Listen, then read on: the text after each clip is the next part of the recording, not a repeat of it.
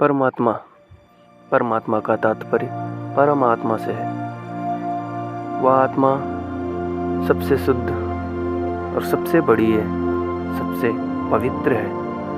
परमात्मा का अर्थ है कल्याण स्वरूप, कल्याण प्रदाता, जो शंभु हैं, शाश्वत निराकार हैं, अजन्मे हैं, विश्व चेतना है, कल्याणकारी हैं और ब्रह्मांडी अस्तित्व के आधार हैं।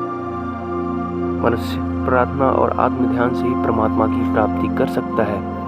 आइए हम जानते हैं प्रार्थना और आत्म ध्यान का सही अर्थ क्या है। प्रार्थना के लिए विनय, बंदगी, प्रेम, आराधना, उपासना आदि अनेक प्रयोग शब्द प्रयोग में आते हैं, लेकिन प्रत्येक शब्द का एक ही उद्देश्य होता है कि वह अपने आराध्य देव परमात्मा अल्लाह या गॉड का आशीर्वाद प्राप्त करे। प्रत्येक धर्म में अपने अपने ढंग से अपने अपने पवित्र ग्रंथ, मूर्ति अथवा अदृश्य परम सत्ता की अभ्यर्थना करता है। सभी धर्मों में यह माना जाता है कि अंतरिक्ष में कोई परम सत्ता है जिसे विज्ञान में सुपर पावर कहा जाता है। उसी को अध्यात्म में, परमत्व में दिव्य शक्ति कहा जाता है। वही परम तत्व विभिन्न रूपों में इस ब्रह्मांड में दृश्यमान हो रहा है। उसी तत्व से शक्ति प्राप्त कर समस्त जीव, अणु, परमाणु गतिमान हो रहे हैं। उसी परमत्व की आराधना को प्रार्थना करते हैं। अब प्रश्न यह है कि प्रार्थना की विधि क्या हो। दरअसल प्रार्थना की कोई विधि नहीं होती। विधि तो मनुष्य द्वारा बनाई जाती है, इसीलिए यह बनावटी होती है और परमात्मा बनावट पसंद नहीं करता। उसे निश्चल भक्ति चाहिए। कई लोग जब मंदिरों में पूजा वंदना करने जाते हैं तो बड़े ही ठाट पाठ से गाजा बाजा लेकर पूजा करने जाते हैं। दरअसल यह पूजा नहीं, वैभव और शक्ति का प्रदर्शन है। परमात्मा पर सोने चांदी के नोटों से, दूध और फूल चढ़ाने से महत्वपूर्ण पूजा नहीं होती। परमात्मा तो आम के पल्लव से जल चढ़ाने पर ही प्रसन्न हो जाता है, क्योंकि जिस परमात्मा ने इस पूरे संसार को धन, वैभव, शक्ति प्रदान किया है, जिसने हमें लखपति, करोड़पति बनाया है, उसी को ₹100 चढ़ाकर हम क्या साबित करना चाहते हैं? यही ना कि तुम दानवीर हो, तुमने स्वयं धन पैदा किया है। आजकल हम सभी जो मंदिरों में पूजा के नाम पर धन, वैभव का प्रदर्शन कर रहे हैं, वो न पूजा है और न ही प्रार्थना। प्रार्थना तो सरल हृदय का तरल प्रवाह है, बहाव है, जो भाव स्वतः प्रस्फुटित होकर नदी की तरह बहने लगे, झरनों की तरह संगीत गाने लगे, चांदनी रात में स्पंदित होकर शरीर गुदगुदाने लगे, चकवा चकवी को प्रेम मिलन का आमंत्रण देने लगे, फूलों पर मंडराते भंवरों को गुनगुनाने को प्रेरित करने लगे।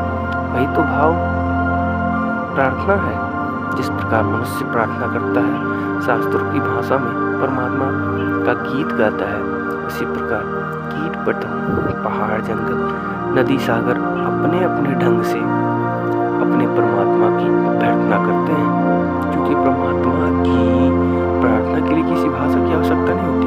भाषा तो हमने बनाई है। अगर केवल हमारी भाषा को ही परमात्मा समझता है तो दूसरी भाषा बोलने वाले अथवा कीट पतंग और अन्य जीव की प्रार्थनाएं और करुण पुकार परमात्मा किस भाषा में समझते होंगे? गो के जंगल में फंसे गजराज ने किस भाषा में प्रभु को पुकारा होगा, जिससे कि प्रभु को स्वयं वहां उनकी रक्षा के लिए आना पड़ा। भारत में अनेक भाषाओं में प्रभु की प्रार्थना की जाती है, विदेशों में किसी दूसरी भाषा में की जाती है। आखिर कोई एक भाषा तो ऐसी होगी जिसे परमात्मा समझता होगा। प्रार्थना के लिए तो सभी लोग अपनी अपनी भाषा को श्रेष्ठ मानते हैं, फिर कीट पतंग व अन्य जीवों की भाषा का क्या होगा?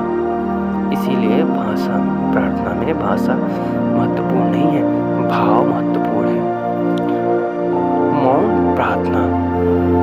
मौन प्रार्थना ही सबसे श्रेष्ठ है और भगवान इसको समझते भी हैं। अब मौन प्रार्थना कैसे प्रारंभ करनी चाहिए, ये आपको हम बताते हैं। साधक शांत मुद्रा में आंख बंद करके बैठ जाइए और ईश्वर के दिव्य प्रकाश का स्मरण कीजिए। आपको अनंत अंतरिक्ष में विशाल प्रकाश पुंज दिखाई पड़ेगा। दोनों हाथ ऊपर की ओर उठाकर मन को नियंत्रित करके उस दिव्य आलोक में प्रवेश करने का प्रयास करें।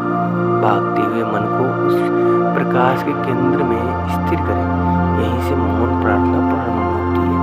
मौन प्रार्थना का अर्थ है कि अपने सकारात्मक विचारों को एकत्र कर किसी दिव्य प्रकाश युक्त बिंदु पर स्थिर करना। अपने विचारों को क्रियात्मक बनाते हुए अपने को आत्म कल्याण की ओर प्रेरित करना। प्रार्थना में सबसे महत्वपूर्ण है आपका सकारात्मक विचार। हर हालत में आपको उस परम सत्ता पर आशावादी विचार रखना होगा और यह मान लेना होगा कि उस विराट सत्ता से अलग हुए आप छोटा सा अंश है। आपकी छोटी सी जीव आत्मा में उस परमात्मा का आशीर्वाद चाहिए ताकि आप संसार में आने वाले आपके कारण आपकी जीवात्मा में जो पाप विकार उत्पन्न हो गए हैं वह उनके आशीर्वाद से नष्ट हो जाए। परमात्मा पुनः जीवात्मा को अपनी गोद में ले बैठेगा।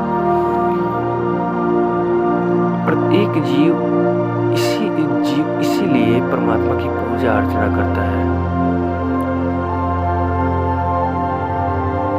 आशा करते हैं कि यह बात आपको उचित लगी होगी।